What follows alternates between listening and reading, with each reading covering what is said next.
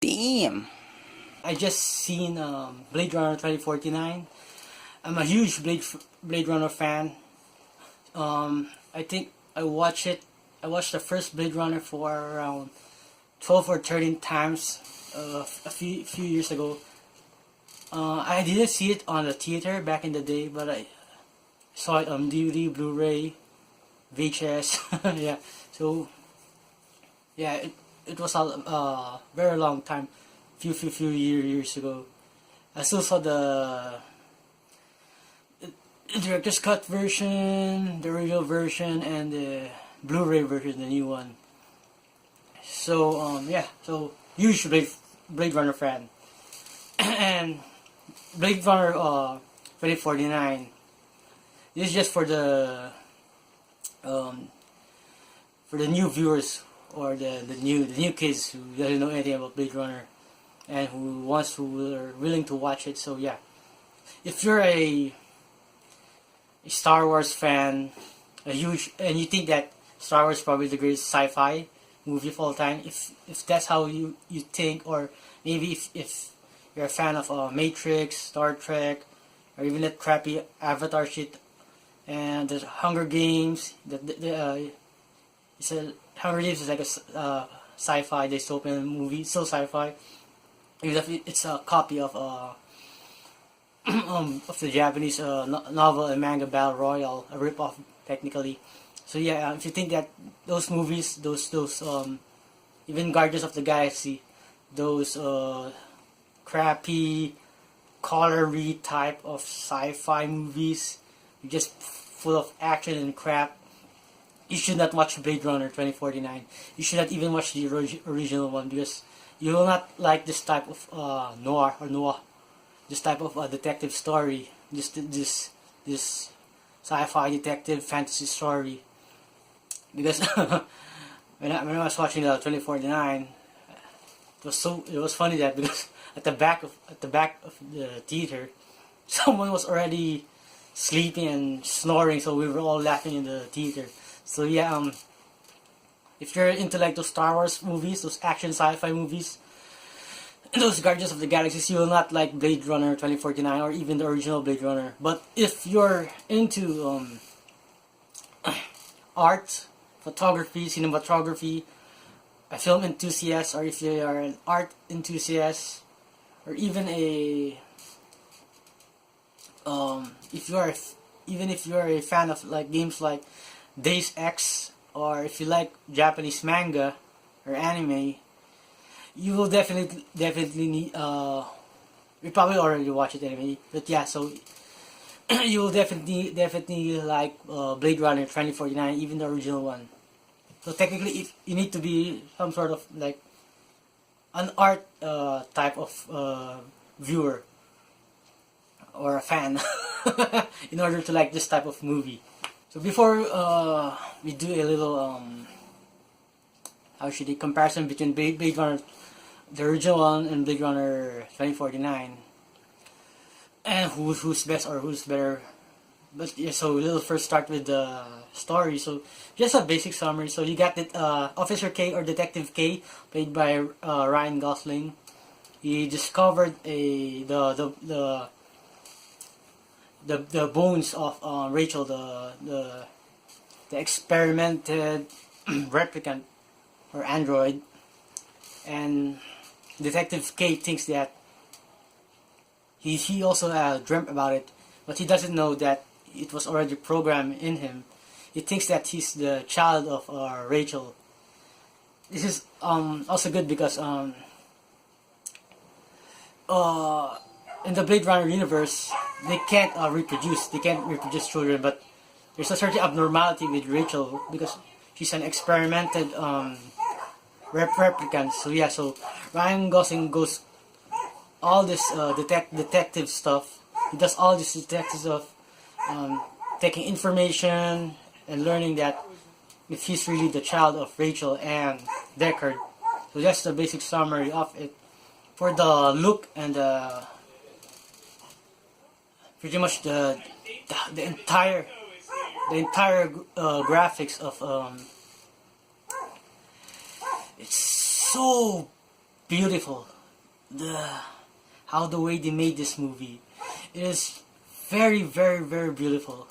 The cinematography, the CGI animation, I do believe that some of it are handmade and not pure CGI, which is good because it feels like you're in a real dystopian future, a real living, breathing world. Even the music, the ambience in it, it's a very incredible movie that you need to really experience. Just like the first one, I haven't seen the first one in theater, but I pretty much watch it all the time because if you have a lot of speakers in it, you feel like you're in this world. Ridley Scott did a great job in the original Blade Runner, and Denis Villeneuve, I hope I pronounced it correctly, I don't know if it's French or something, did a really good job. Even whoever made the cinematography was really good. It's such a vast Asian type French world, very simplified, very elegant, and it feels like it's the world that could actually become real. That's what I like about this Blade Runner 2049, even the original one. So yeah, so that's pretty much the whole atmosphere of this movie and the whole ambience of the tone, the music. Once you like see it in the theater, you need to see it. You will feel like you're in this world in future LA, which I also like because they showed also the other areas of LA. You got you got San Diego became like a dump site, so y'all should not live in San Diego. You get Vegas, where that's where Deckard is hiding, and you also got forgot the other place. Yeah, but yeah, so yeah, but the entire everything was just so well detailed and well crafted. Now majority of the film is just maybe I think 85% of the movie is all about Detective K, Ryan Gosling, and his AI partner Joy, which is played by Ana de Armas, the Spanish actress. Back in the, I think she did the films with Keanu Reeves 2 or 3 years ago. Yeah, so yeah, their majority of the film is based around them. It's a romantic story, so which is good. As a huge romantic fan of films, this is really interesting because the first Blade Runner had romance in it, but it wasn't strong enough. But this one is it's top, really good, top quality. So the rest of the characters like Batista, Dave Bautista, even they even added Shan Yang, a CGI render of her. I think she's also part of it. They just added some CGI effects and a model. Shan Yang is also there, but even Jared Leto and Mackenzie Davis is also there, but she played a huge part. But they're mostly extra, probably like 10 or 15% in the film. I know that in the trailers they think that Harrison Ford will pretty much be on halfway of the film, but he's only in the third act of the movie. So yeah, so the relationship between Ryan Gosling, Detective or Officer K, and Joy, played by Ana de Armas, was really interesting and very unique because as a fellow otaku, Hikikomori and Weeaboo, their relationship is like one of those video game characters or anime or manga. It's between a man and an AI. So technically it's like Master Chief and Cortana.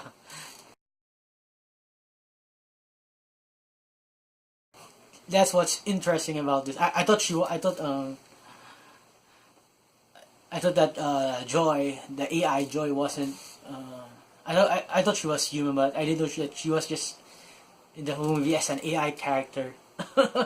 So yeah, so there's a lot of feels, tension in it, and of course tragedy in it. Because she died, and the way it's portrayed, that Joy, Joi, the name of the AI, she wants to feel also human. So at the ending of the film, she died in there. So that was a huge tragedy in it, and it's the only way that she's trying to show that only death could feel like a real human. Is the most humanly possible thing to do, because she's after all an AI. So yeah, their relationship is top quality. And as a otaku and a fan of all those waifu, no waifu, no laifus. Yeah, if your waifu dies, everything goes down. You get a lot of depression. So that's what happened to Detective K in the third act of the movie when Joy died. Everything just went down from him. It's like there's no more hope, because his companion Joy is gone no more. Even if she's an AI and she's available everywhere, but his type of Joy or AI partner, which which the memories in it is nowhere to be found. So the way she died was that she was inside a high-end type of USB stick. So the final boss, which is named as Love, killed it in order to break the Detective K's mind, or the soul in him, even if he's an android. One of the most interesting parts is that I know a lot of people didn't know this was the name of Detective K, because it's KD. I think it's the middle word is K. The first letter was K, and then second one is D. It also stands for Deckard. It wants to make you think that it's Deckard. I think that's part of one of the few Easter eggs in it, and also the meaning of joy in porn means jerking off.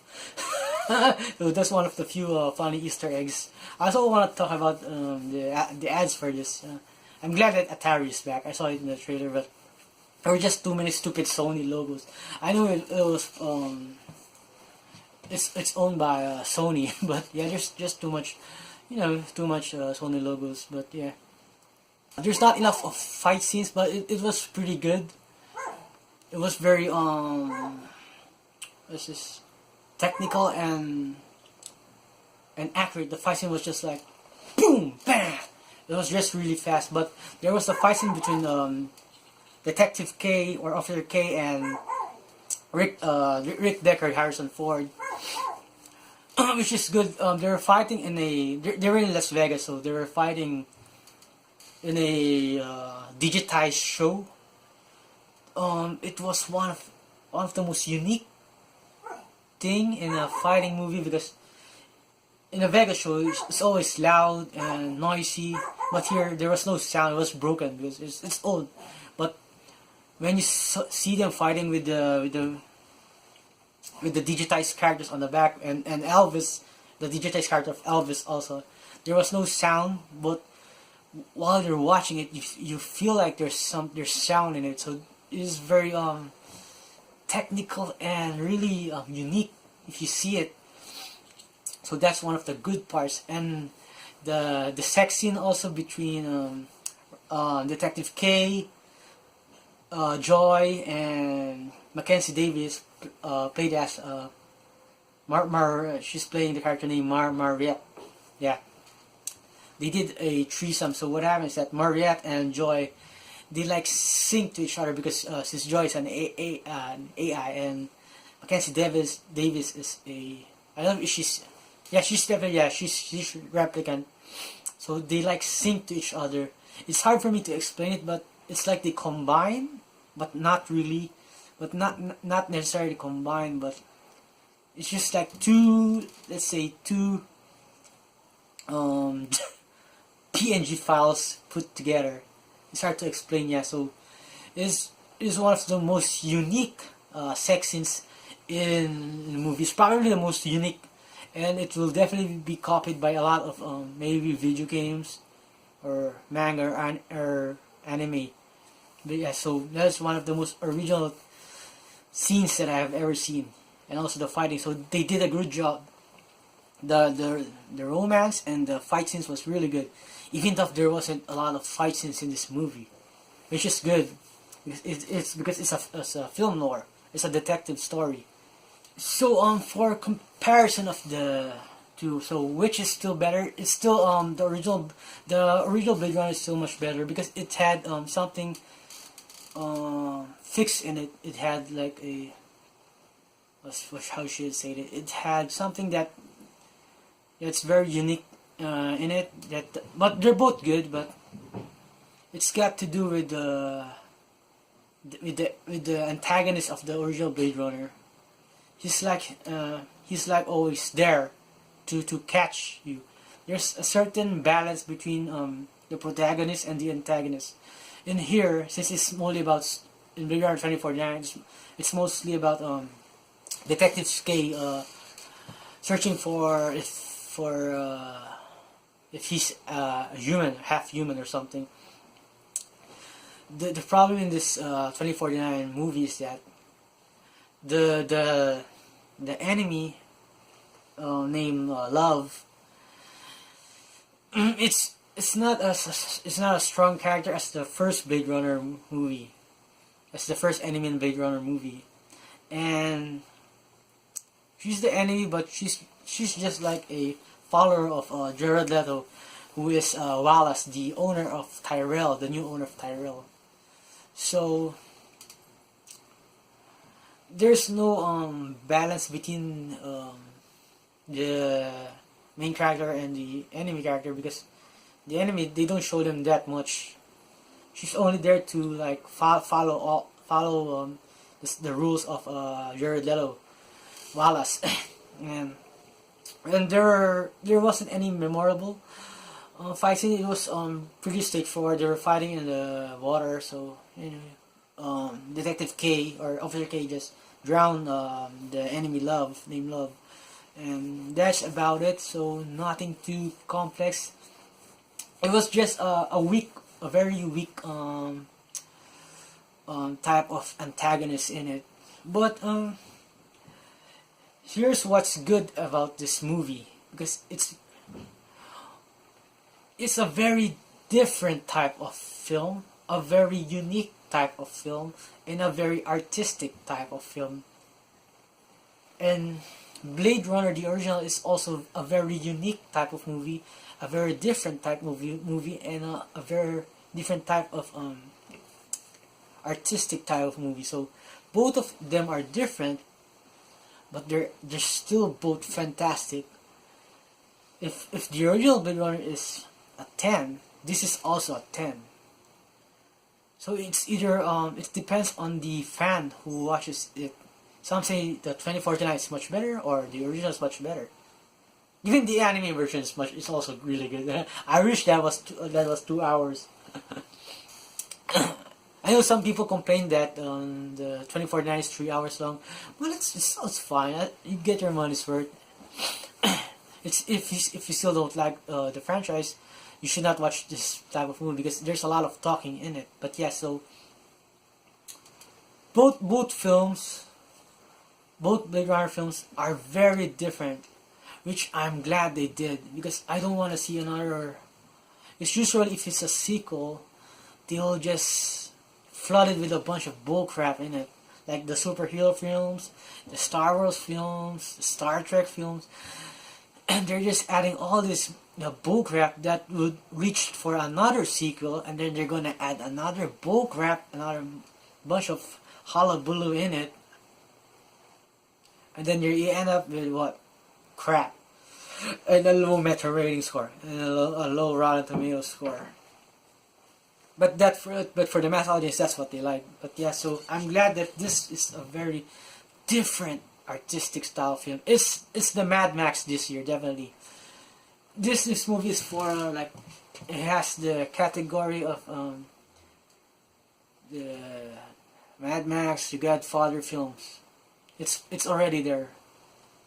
That's where Blade Runner is. It's become the series. So I don't think there will be a sequel. Maybe not in the next 10 years, because I actually thought that Harrison Ford will die here. Yes. But no, Ryan Gosling died in this movie, which I think makes sense, so that they won't make another sequel in it. I doubt that they have an expensive budget of around 150 to 185 million, and right now it only made like 12 million as of it's already been 3 days. I watched it on the first day on Friday, but yeah. Oh, it probably might flop. She's sad, but it will definitely be copied by a lot of movies. It will be copied. I can guarantee right now, because it's so different and so original that it's already there. It's pretty much there, and it's very rare to watch something that's so incredible, and then the sequel is so also equally incredible. So they're both great, fantastic films, and this 2049 will definitely win a lot of awards. A lot, I mean a lot of awards like Mad Max. So props to everyone, for the director.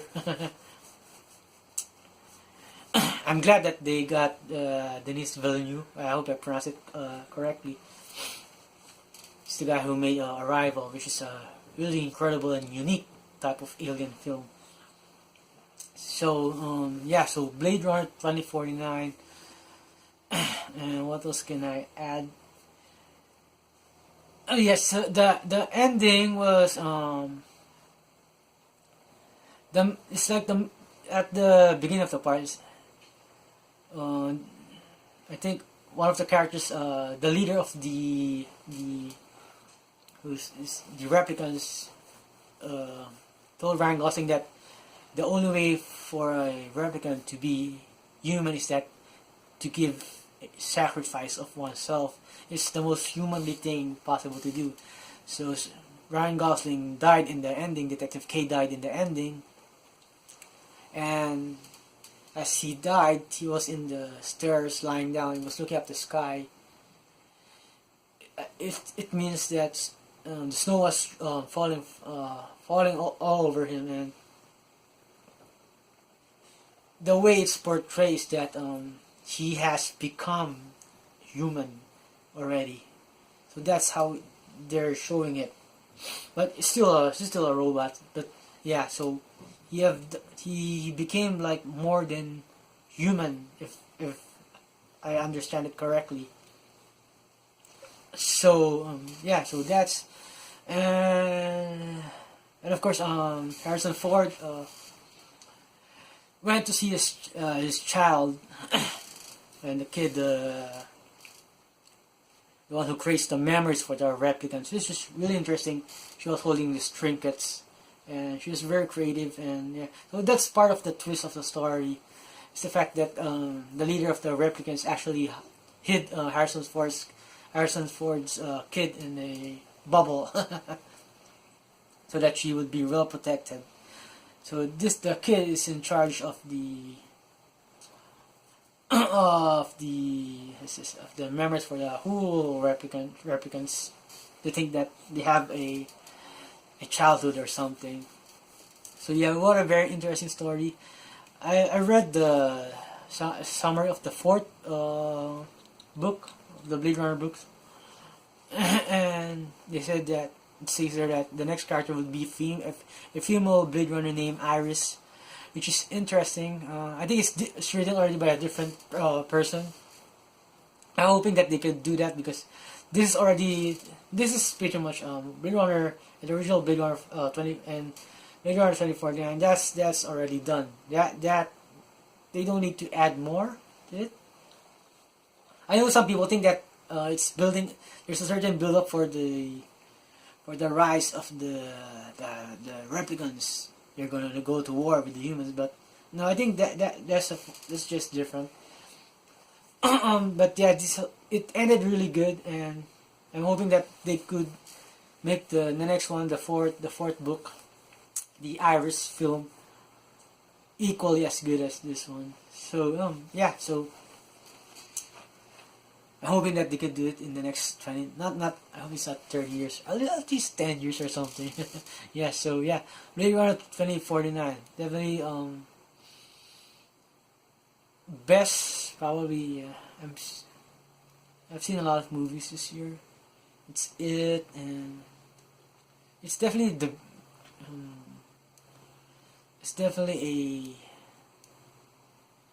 the best, possibly could be the best movie this year, maybe. I still haven't seen some lot, but yeah, this is definitely one of the best movie this year, and it's gonna win a lot of awards in it too. Yeah, check out Blade Runner 2049. Aki Hikikomori here with a quick announcement. This will be my first mega giveaway.